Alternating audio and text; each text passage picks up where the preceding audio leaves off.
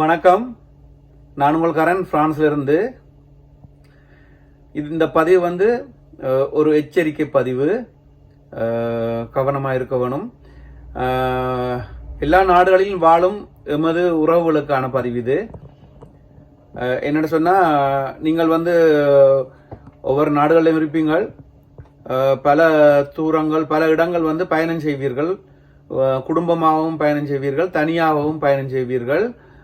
ஆனால் இப்போ உதாரணத்துக்கு வந்து நீங்கள் ஒரு குறிப்பிட்ட தூரம் போறீங்கன்னு சொன்னால், இடையில வந்து யாராவது லிஃப்ட் கேட்டால் ஏற்றாதீர்கள். மிகவும் ஆபத்தானது.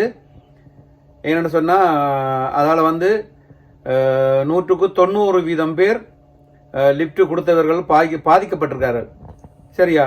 அதனால தான் நான் இதை உங்களுக்கு சொல்லலாமா வேண்டாமான்னு நினைச்சு போட்டு, இருந்தாலும் நல்ல விஷயத்த சொல்றது நல்லது தானே. அப்போ போகும்போது நீங்களும் எச்சரிக்கையாக இருப்பீங்கள். நாங்கள் வந்து மனிதாபிமான அடிப்படையில் வந்து நிறைய விஷயங்களை செய்வோம். என்ன, யாராவது ஒன்று உதவி கேட்கும்போது எங்களுக்கு பார்க்க கஷ்டமாக இருக்கும். நடு ரோட்டில் நின்று அவர்கள் உதவி கேட்கல, நாங்கள் வந்து உதவி செய்வோம்னு நாங்கள் போயிட்டோம்னு சொன்னால் அது அவர்களுக்கு வந்து சாதகமாக போயிடுது. அப்படி நிறைய பேர் பாதிக்கப்பட்டிருக்கார்கள். அதனால தான் நான் உங்களுக்கு இதை சொல்கிறேன். அதுக்கு 2 உதாரணத்தையும் நான் உங்களுக்கு சொல்கிறேன். அதுக்கு முன்னம் தயவு செய்து வெளி ஊர்களுக்கு நீங்கள் பயணம் செய்யும்போது இடவழியில் வந்து ரோடு வழியை நின்று உங்கள்கிட்ட வந்து லிஃப்ட் கேட்டால் தயவு செய்து அவர்களை ஏற்றாதீர்கள்.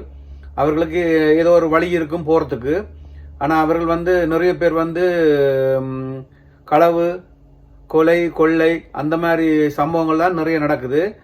அப்போ அதால் வந்து நாங்கள் உதவி செய்கிற பேரில் வந்து ஒரு மனிதாபிமான அடிப்படையில் வந்து செய்யும்போது அதை வந்து அவர்களை வந்து சாதகமாக பயன்படுத்தி நிறைய இடத்துல வந்து இந்த மாதிரி நடந்து கொண்டிருக்குது.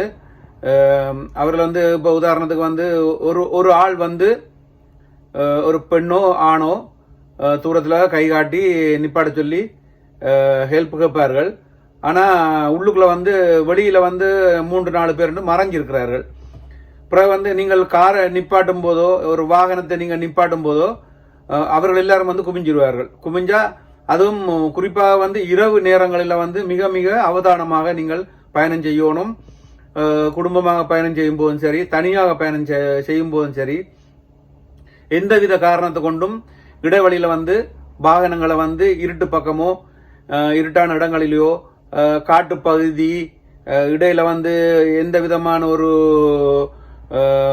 வெளிச்சமோ ஒன்றும் இல்லாத இடங்களில் வந்து தயவு செய்து வந்து வாகனங்களை நிப்பாட்டாதீர்கள். அதனால வந்து உங்களுக்கு பெரிய ஆபத்து தான் அங்கே காத்திருக்கும். நான் உதாரணத்துக்கு கொண்டு சொல்றேன். முதல்ல எனக்கு மிகவும் வேண்டப்பட்ட ஒரு அண்ணர், அவர் எனக்கு சொன்ன விஷயம் பல வருடங்களுக்கு முன்னே நடந்த சம்பவம். அவர் வந்து வாகனத்தில் வந்து இப்போ உதாரணத்துக்கு வந்து ஒரு 400 கிலோமீட்டர் தூரம் அப்படி வச்சுக்கொள்ளுங்க. 400 கிலோமீட்டர் தூரத்துல இருந்து அவர் வந்து சிட்டியை நோக்கி போய் கொண்டிருக்கிறார். இடையில வந்து ஒரு 2 பெண்கள் வந்து லிஃப்ட் கேட்டிருக்கினேன். அப்போ சரின்னு போட்டு 2 பெண்களும் ஒரு ஆணும் லிஃப்ட் கேட்டாண்டா. அப்போ இவர் தனியாக போனதுனால வந்து சரி என்ன தான் இரவு போகிறேன், தனியாக போகிறேன், இந்த மாதிரி உதவி கேட்குறாருன்னு போட்டு இவர் வந்து லிஃப்ட் கொடுத்துருக்கார். அப்போ ஏறினவையில் வந்து இடைவெளியில் வந்து 2 பேர் இறங்கிட்டேன். ஒரு ஆணும் ஒரு பெண்ணும் இடைவெளியில் இறங்கிட்டார்கள். கடைசியாக இருந்த பெண் வந்து இப்போ இறங்க வேண்டிய இடத்தை விட்டு இறங்க மாட்டேன்னு சொல்லி தன்னை கொண்டு போயிட்டு வந்து வீட்டை விடணும். எல்லாட்டி நீ வந்து என்னோட தப்பாக நடந்து கொண்டதா நான் போலீஸுக்கு சொல்லிடுவேன், அப்படியோ இப்படியோன்னு சொல்லி மிரட்டி ஆளை வந்து கத்தியை காட்டி இதெல்லாம் செய்யறதுக்கு எத்தனைச்சிருக்கிறாங்க. ஆனால் வந்து இவர் வந்து அதை சுதாரித்து கொண்டு கதவை திறந்து ஆளை கீழே இறக்கி விட்டு ஆளை எஸ்கேப் ஆகிட்டார். இல்லைன்னு சொன்னால் அந்த இடத்துல வந்து வேற மாதிரி பிரச்சனைகள் நிறைய நடக்கும். நானும் ஒரு தடவை வந்து பயணம் செய்யும்போது, இங்கேருந்து நாட்டு இடத்துலேருந்து பாரிஸுக்கு பயணம் செய்யும்போது ஒருவர் வந்து லிஃப்ட் கேட்டவர் அவர் சொன்னவர் வந்து என்ன சொன்னால், ஒரு 30 கிலோமீட்டர் தூரத்தில் தான் இறங்குறேன்னு சொல்லி போட்டு, நான் சரி ஓகே பார்க்க பாவமாக இருந்தேன்னு சொல்லி போட்டு அவரை ஏற சொல்லி ஏற்றினான். ஏற்றும்போது பார்த்தா அவர் வந்து ஏற்கனவே ட்ரிங்க்ஸ் பாய்ச்சிருக்கார். சிகரெட்டு, அந்த கஞ்சா என்னால் தாங்க முடியல. இருந்தாலும் ஹெல்ப் பண்ணிட்டு நிப்பாட்டியாச்சுன்னு சொல்லி கொண்டு போனான். கொண்டு போயிட்டு ஒரு கொஞ்ச தூரம் போக அவர் கதை கொடுத்துன்னு வந்தவர் கதைச்சி போட்டு கடைசியாக கேட்டார், இப்போ நீ எங்கே போகிறான்னு சொல்லி. நான் சொன்னேன் நான் பாரிஸுக்கு போகிறேன்னு சொல்லி. அப்போ நானும் பாரிஸ் தான் போகிறேன், நான் பாரிஸில் வந்து இறங்குறேன் கொண்டு போட்டு அவர் ஜாலியாக இருந்தார். அப்போ நான் வந்து என்னடா இது இப்படியா போச்சு, ஏற்கனவே வந்து எனக்கு வந்து குமாட்டி கொண்டு வர்றது உள்ளே இருக்கையில் அது அவ்வளவுத்துக்கு மனம். இந்த சந்தர்ப்பத்தில் வந்து பாரிஸ் வரைக்கும் 350-400 கிலோமீட்டர் போகிறேன்னா நினச்சி பாருங்க. அப்போ எனக்கு பிறகுதான் நான் ஜோதிச்சு பார்த்துட்டு நான் சொன்னேன், இல்லை நான் ஏற்கனவே வந்து 3 பேர் புக் பண்ணியிருக்கேன் அடுத்த ஸ்டாப்பில், அதில் வந்து நீ இதில் இறங்கிடுன்னு சொல்லி போட்டு எப்படியோ ஆளை இறக்கி விட்டு நான் எஸ்கேப் ஆகிட்டேன். அப்போ இந்த மாதிரிலாம் நடந்துன்னு இருக்குது. அவர்கள் வந்து நிறைய இடத்துல வந்து உதவி என்றதை விட உபத்திரம் தான் கூட கிடைக்குது.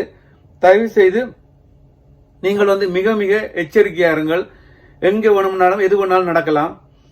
குடும்பமாக போவீங்கள், குடும்பமாக வருவீங்கள், தனியே போவீங்கள், எப்படி வந்தாலும் தயவு செய்து போற இடங்கள்ல வந்து போற வழிகளில் வந்து அதாவது இரவு நேரங்களில் தயவு செய்து எங்கேயும் வந்து நிப்பாட்டாதீர்கள். இந்த எல்லாம் உலக நாடுகள் இந்த கணக்கெடுப்பின்படி 90% மக்கள் வந்து இந்த இரவு வேளைகளில் வந்து லிப்ட் கேட்டு பாதிக்கப்பட்டிருக்கார்கள். ஏன்னா எல்லா இடத்துலையும் கொள்ளையர்கள் நிறைய, அதால வந்து கவனமாக இருங்கள். அதுக்காக தான் இந்த ஒரு சிறிய பதிவு. உங்களுக்கு ஒரு எச்சரிக்கையாக இருக்கட்டும்.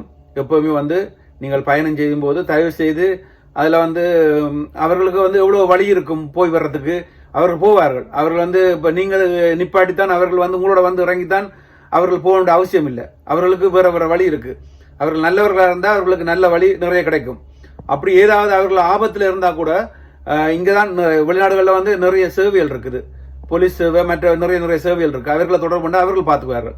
நீங்கள் போய் மாட்டிக்கொள்ளாதீர்கள். அதுதான் சொல்ல வந்தேன். வேறு இன்னொரு வீடியோ சந்திப்போம். பாய். நன்றி.